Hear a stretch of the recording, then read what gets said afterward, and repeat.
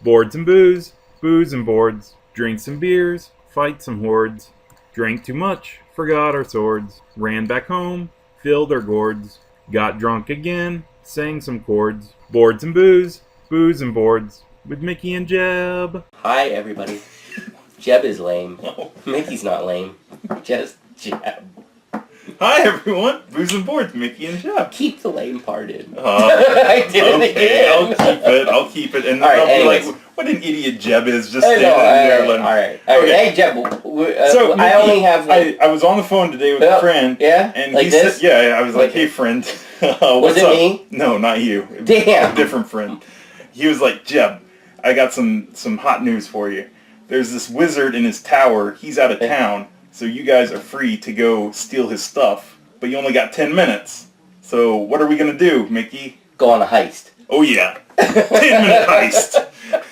So that's what we're going to play. Wait a second. You didn't call me as the friend. You just said that wasn't me. No, he was the one who called me. Alright. Tell me about the... Oh, I understand now. I got it. Heist, then I would have called Alright, you. so I'm going on the heist, but the friend told you the wizard was going. Yeah, I got you. yeah. I'm acceptable now. I thought you were keeping me out of the loop. No. Okay. Alright. Alright. 10-minute heist. 10-minute heist. It is a game by Daily Magic Games. Yes. 2 to 5 players, ages 8 and up. And look at that. Gameplay is 10 minutes. Yeah, how about that? And this was a Kickstarter that Yep. Jeb backed. I did not. Yep. Because I've backed other Daily Magic games that we haven't gotten to yet. Yep.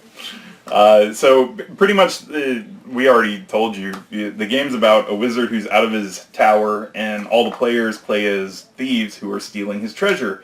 And it's pretty much a set collector, and at the end of the game when everybody's out of the tower, you will compare all your sets that you collected. Whoever had the most of whatever points, whatever, get victory points. Whoever has the most victory points wins. So Designed by Nick Sibicki? that's how I would say it. Nick Sibicki. Cool. Right. So, yeah, that was like a 1-minute explanation, so a tenth of how long the game actually takes to play. So, Yeah, we could talk about the game longer than it takes to play it, honestly. yeah, so I don't know if there's anything else we need to talk to or talk to them about. Not really, before. yeah. We'll go through show the you setup and gameplay and all stuff, that and stuff. we'll play a game. Okay, so we're going to keep this quick because it's a 10-minute game, and we'll see if we can get everything done in 10 minutes. No, we'll make sure we do it right. Okay, so for components, most of this game is played with cards. So there are 2 different types of cards. There are cards with they're called light cards and dark cards, and that is based off of the back of the card. Light card, dark card. Yep, so that's pretty There much you it. There are cards that have full moons on the front and cards that have crescent moons, and those are for whatever difficulty you want to play the game at. And I believe Full moons and crescent moons. full moon's easy and crescent is difficult. And both of these, whichever one you decide to use, go into the dark deck, as you can see the back. So both And I believe there's 8 of each of them, so you don't play with both. You pick one set and put it in. Next up are the tile cards, or the tiles, not tile cards. Actual tiles, they're scoring tiles. So at the end of the game, these have the prestige points on them for how you add up your prestige points at the end of the game. And they also have the conditions on how you earn them. So like there's fewest curses, most curses, first to exit, second to exit, last to exit. 3, 4, and 5 are based on if you have the most of those numbers, and then the ones with color are the highest total points of that color. Right. So to reiterate what Jeb said, these are for getting out of the... This is for getting out of the tower, the fastest, first, second, and if you're the last one, you get minus points. So if you're playing with... doesn't matter how many you're playing with. If you're last, you're last. Again, the number ones are based on, notice the cards have numbers. If you have the most of that particular number, meaning if you have the most 3s, or if you have the most 4s, or if you have the most 5s, you will get that amount of score. And then the colors again, go back to the cards. Notice that they all have points at the top. The colors work a little bit different because you add up those points at the top, and if you have the highest of a certain color, then you get it. Notice that the green is the highest scoring card, and the last two are based on curses. We'll go over this again probably when we go over the cards, but that is a curse symbol. There is the fewest and the most, which one's a minus and then one's a plus, but that's how you score the game. Also for components are the balcony and bridge. Right? So this starts the tower, which is the balcony. It's the top floor of the tower. Yep. And this is the bridge. And that's at the bottom. And that'll make more sense when we show you setup. And then the last part are your figures. Yep, there are 5 thieves. Which you can, they have little bases. Pop the base in, your figure stands up. They're nice and tight. They don't fall out. I don't know if that would change over time, but as of right now, they're very solid, very good.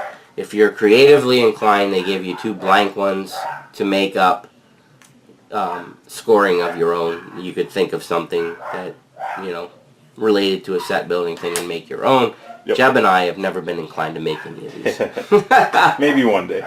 Really quick, we'll go over what one of the cards looks like, explain what's on it. So if you want to just grab one and Alright, I'm going to flip over this one right here, and then I am going to find a more complicated card. I think that one's pretty good. Yeah, this one. This one? Yeah. Yeah, let's go with this. Alright, so all the cards will have a value in the top left. Which is here. This one happens to be a 1, and this one happens to be a 4. Then each card has some sort of suit or color. This is a green, it matches the book. You'll notice the book scoring tile. Notice that this one has a rainbow. This card, if you choose to take it, counts as all the colors. Yes, so you would add 1 for your total for each of them. Right, so if you had 1 of every single color, you're getting a bonus point because of this card. However, it has the skull symbol, which is a curse, and that could end up being a detriment if it leads to you having the most curses in the game. One important thing to note is that during scoring, if there's any ties whatsoever, the tile is negated. It's just flipped over and nobody gets the point, which is really, really huge, and actually one of the features of the game that I find kind of cool, because you can strategize to tie somebody to either not get something that you don't want or keep them getting something that they want. Yeah. Also on the card, there's the name of the card. At the bottom of it, some of them have effects, and all you do is just read what it does, and that'll say some. I believe most of them are when you pick up the card, you get the effect, but there are some that will give victory points at the end of the game. Notice this one has an effect. Also notice that this one counts as only 2 different ones instead of the magic rainbow one, but it's also a 6. Yep. So it's going to add 6 to the diamond reds and 6 to the greens, but it's also going to give you a curse. Yep. And I don't remember what the effect says. It doesn't really matter. We're just trying to tell you how the cards work. And the last thing on the card is in the top right is where the crescent moon or the full moon is. Right. And there is one Kickstarter promo that has a star. So. Right. But basically the symbols in the top right are just, it's an either or condition, like we said earlier. You either play with the easy or you play with the hard, and you just shuffle them into the deck. You don't put both of them in. So that's all that represents. Alright, and I think that's all for components, so we'll set up the game really quick and then walk you through it. Alright, so we are going to show you the setup of the game. This is also pretty quick. First thing you want to do is figure out how many people are playing. If it's a 2-player game, there's special rules that you got to follow for that setup. But other than that, 3 to 5 players is what the normal game is. First thing you want to do is choose your difficulty if you want to use full or crescent moon cards. So Crescent moons, full. What do we want to do for this? let's do crescent. All right, crescent. So they are going to go into the dark pile, and those will get shuffled in. Yeah.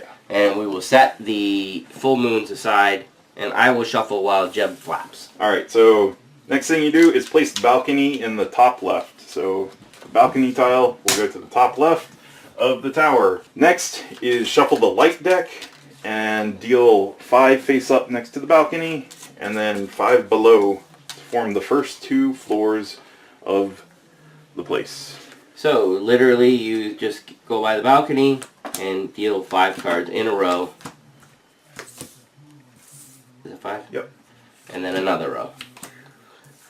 3, 4, 5. All right. All right. And then what you do is the remaining 1 light cards, you're going to give 1 to each player face down. Right, so let's just pretend we're playing 4, even though we don't have 4 players right now, but that's what we're going to play when we show you guys how to play. We're going to play 4 players. Yep.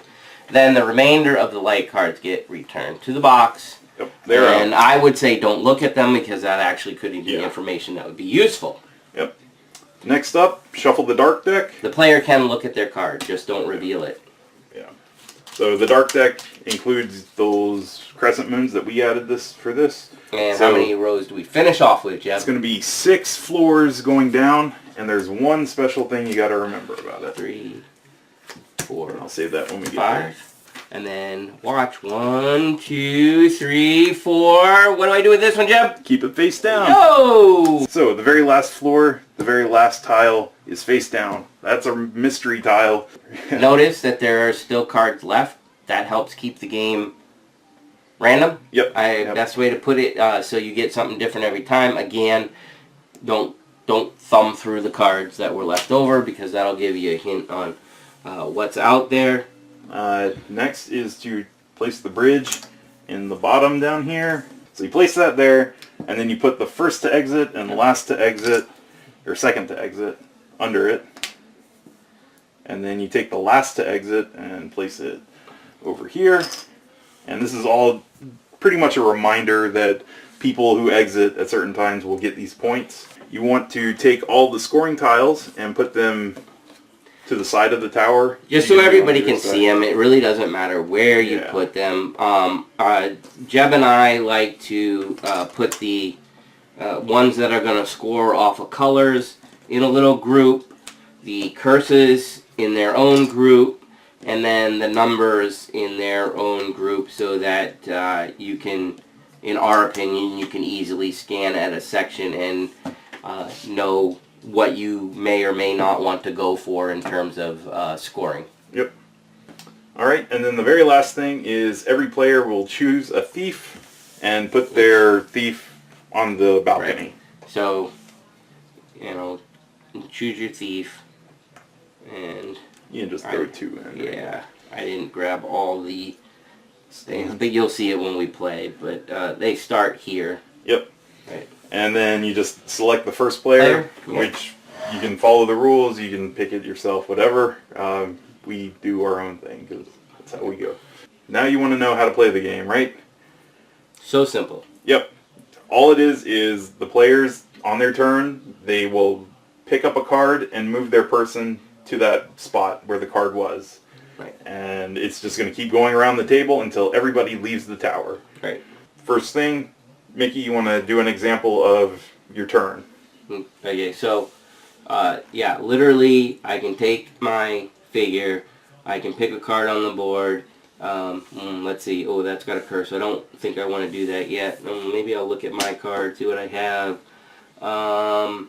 You know what? I'm going to go, just for game purposes, I'm going to go all the way to the second row right off the top. Yep, and that's one thing to note, is that on your turn you can go anywhere in the tower, but you cannot go up. But you can't go up. So on your first turn, since you're starting here, you literally can go to any You tile you could want. exit the game if you wanted to. Yeah, you could. I mean, that would be kind of a little crazy, unless you're banking on everybody else screwing up and tying. Yeah. I mean, that would be quite the game. Now, once you take the card, it's public knowledge, so you keep it face up. Remember, your other card that you started with stays face down, so it is secret. And you can look at your face down card. Yes, whenever anytime you want.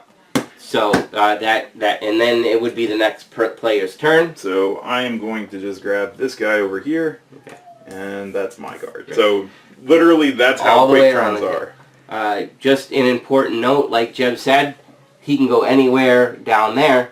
Now, if it was my turn again, one important thing that you might is not intuitive to usually your thinking is that remember, you can't go up. I can go, however, side to side, and it doesn't, and you can go backwards, so to speak. It's not really backwards because you're on the same floor. Yeah. But on my next turn, I could go back over here and take this card, and I am still on the same row.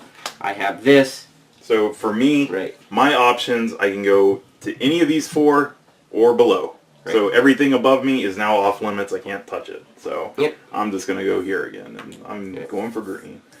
So you would continue doing around the table, everybody moving their way down the tower, taking cards until you want to exit. And the thing with exiting is you do not pick up a card. Right. All you do is you say you want to exit the tower and you exit. So. Right. And if you're the first player, what happens? If you're the first person to exit, you get this scoring tile that says first to exit, and it just goes right in front of you. So I don't know if you want to exit now, Mickey. Sure, just for purposes. I would take this he's one. Out. He was the first to exit. Right. In a 2-player game, this stuff is a little different, but we're just showing you. I, however, am not going to exit. I want to show them one of these things. So if I go to this one, it actually has an effect on it. And when you get a card that has an effect, you do it immediately. Or if it says at end of game, you do it, whatever. But this says, look at another player's face down card.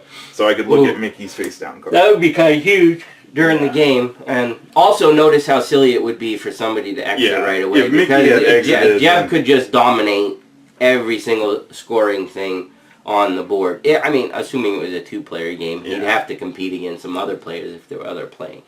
But that's how kind of silly it would be if you jump from row 3 down to the exit. Yeah, so let's really quick just say there's some guy over here, and then my turn comes around, I exit, I would get the second to exit. Right. Now, his turn comes around, he exits, he's the last person to exit, so he gets the last to exit. So that's how that works. In a 4-player game, there's going to be somebody that just doesn't get anything, which, could actually be a good strategy for that person. At that point in the game, nobody's left in the tower. So. Right, nobody's left in the tower. So you just add up the score. I would recommend put one person in charge, go down the things, and say, hey, who has? And at this point, you can flip your secret card. Yes. Flip straight up. Just start at one of the piles and say, hey, who has the most 3s? I have 0. I have 1. So Mickey got it. Look, I would get the 3. Who has the most 4s? I've got 1. I have 1. We tied. A tie. That gets flipped upside down. Nobody gets it. Who has the most 5s? 0. I have 1. All right, Mickey. I get the 5s. All right. Most curses? Most curses. I have none. I've got 3. Oh, Jeb takes most curses. I have none. We already know Jeb has the most. I would take the fewest. Who has the highest score of the yellow cards? I have 1 yellow card with a value of 3. I have none. So I would take that one. Actually, I do have this rainbow one that counts as 1. But I still have a total of 3, so I would get that. I have a 1 blue. I have 9 blue. Yeah, he has a 5 and a 4, so that makes 9. I've got a 13 green. Jeb would get the green. Actually, 14. 14, yeah. I got a 5 purple. And I don't get that. And nobody has any reds, so that also would be considered a tie. Nobody gets it. At that point, you count up these. Yep. And see who has the most points. So I have a 3 and a -3, so that kind of negates. So I have a 7 total. I have 9, 10, 11, 12, 13, 14. The game would, trust me, it would never end up like this. But that's how the scoring works. And again, I think the biggest part would be just don't everybody try to be like looking around. Just Yeah, take one one at a time is the person best way and to say, do it. who's got this? Everybody looks around, counts it up, and agree, and then pass the token to the person that has that. So for 2 players, you actually will do different stuff. I think it involves removing the second to exit token, and you remove some other stuff. I don't remember exactly. It's in the rule book. The other thing is the Master Thief variant, and what that does is when everybody's given a light card, instead of that normally, it's some kind of draft. Right. So that's in the rule book as well. Everything's explained. It's all laid out. So we're not going to go over that stuff because we're going to do a 4-player game. And we're going to use the Crescent Moon cards. So is there anything else, Mickey? I don't think so. If we missed anything, I'm sure we probably will tell you about it during the playthrough, which Haley and Nina will be joining us for, so you'll get to see a whole playthrough in just a minute.